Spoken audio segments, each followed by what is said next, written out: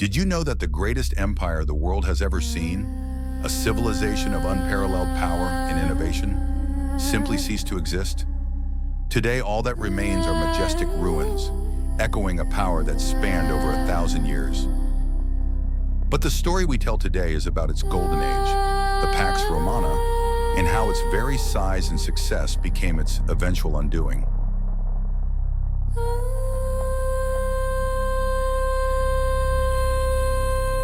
Stretching from the cold mists of Britain to the scorching sands of Mesopotamia, the empire was too large to manage, too expensive to defend, and eventually too fractured to survive.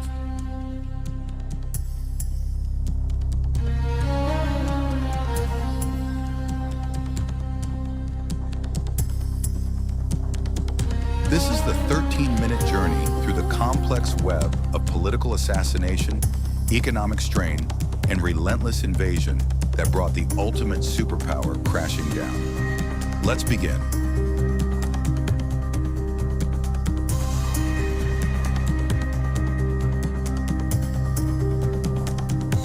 Our story truly begins when Rome was at its zenith, an empire united by the might of its legions and the genius of its engineers. Roman ingenuity built sprawling cities, intricate aqueducts, and a network of roads that connected the known world.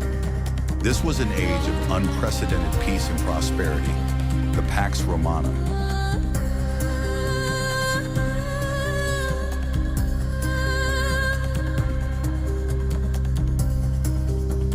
They created a sophisticated legal system and a stable currency.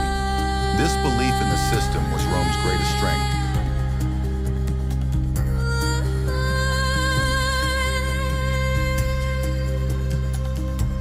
But even at its peak, the seeds of its collapse were subtly being sown, marked symbolically by the death of the last good emperor, Marcus Aurelius, in 180 AD, and the chaos that followed.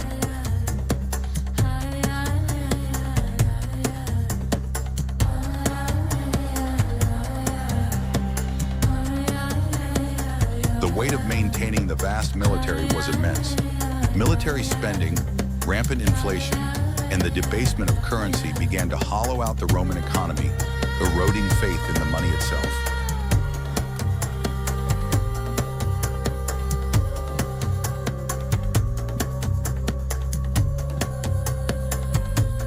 The 3rd century plunged Rome into a political vortex known as the Crisis of the 3rd Century.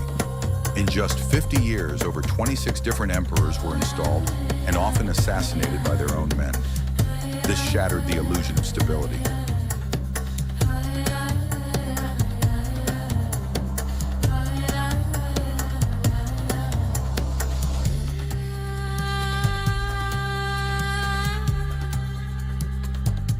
Social decay set in.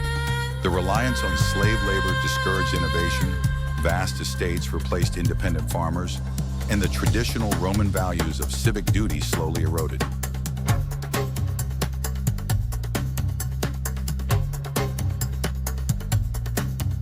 Stabilize the massive state, Emperor Diocletian famously split the empire, and later Constantine moved the capital. This act was meant to save the empire, but it cemented the permanent division between the resource-rich East and the struggling West. Crucial shift during this time was the rise of Christianity. While offering spiritual unity, its increasing influence also clashed with the traditional pagan foundation of the imperial state.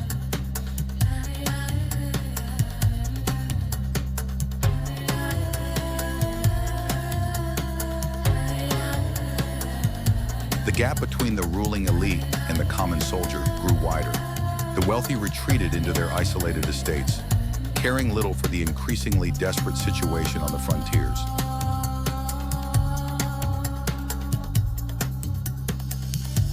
The massive bureaucracy created to run the empire became inefficient and corrupt, consuming resources without providing stability or effective administration.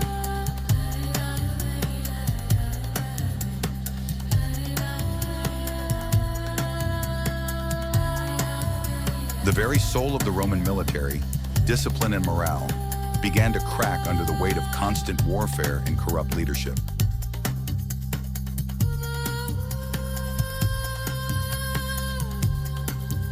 With its resources stretched thin internally, the Western Roman Empire faced relentless and overwhelming pressure from the borders, a direct result of centuries of overextension.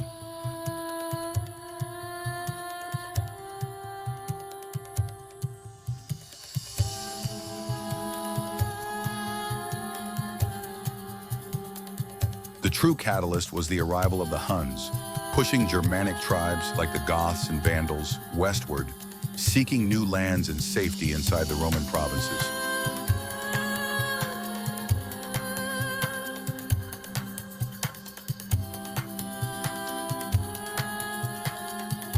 The once invincible Roman legions were now often filled with foreign mercenaries.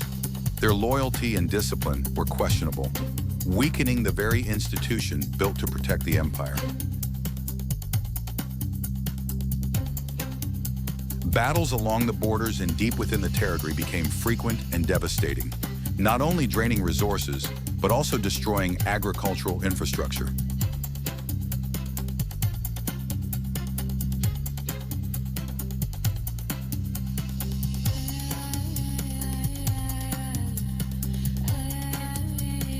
The empire could no longer afford to pay its soldiers or maintain the supply chain. Public confidence collapsed, and local officials began making desperate deals with invaders.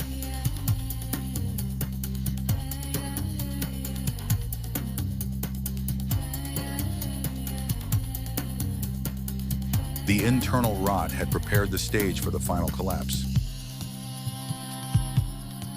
Province after province fell to Germanic chieftains, who began establishing their own kingdoms right on Roman soil.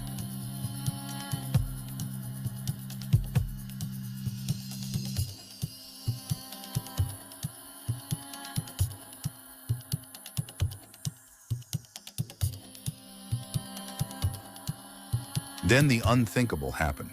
Rome, the Eternal City, was sacked by the Visigoths in 410 AD and later by the Vandals. These events shattered the illusion of Roman invincibility.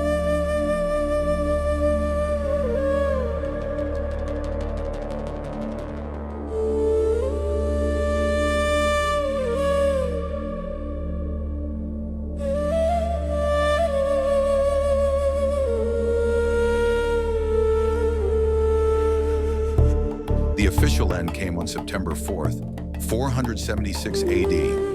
Romulus Augustulus, the last Western Roman emperor, was deposed by the Germanic chieftain Odoacer. It marked the definitive end of an era.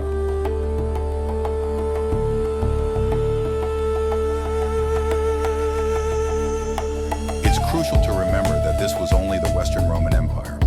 The eastern half, known as the Byzantine Empire, would thrive for another 1,000 years.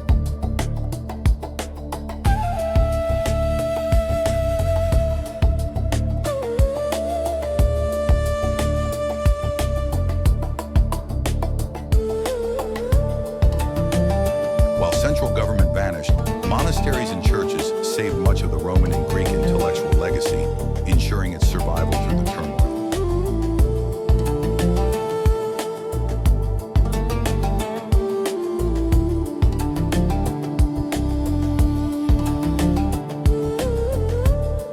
Though the Western Empire was gone, its legacy endured.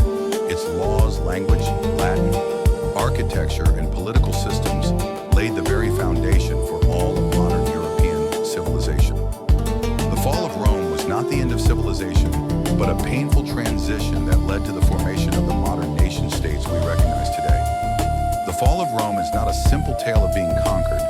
It's a powerful lesson about the fragility of power and the danger of ignoring internal rot, like corruption and inequality.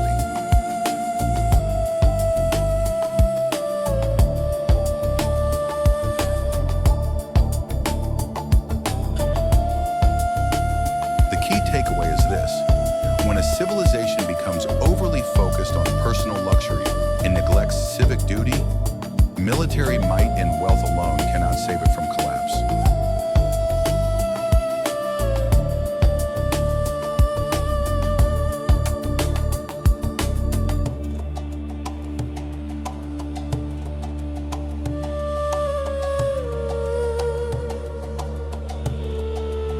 The story of Rome is a timeless warning to all great powers today.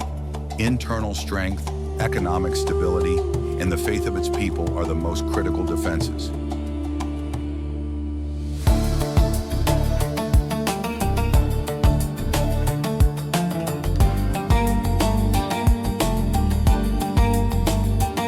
If this journey through history resonated with you, please like this video, subscribe for more insightful content, and tell us in the comments, what do you think was the biggest reason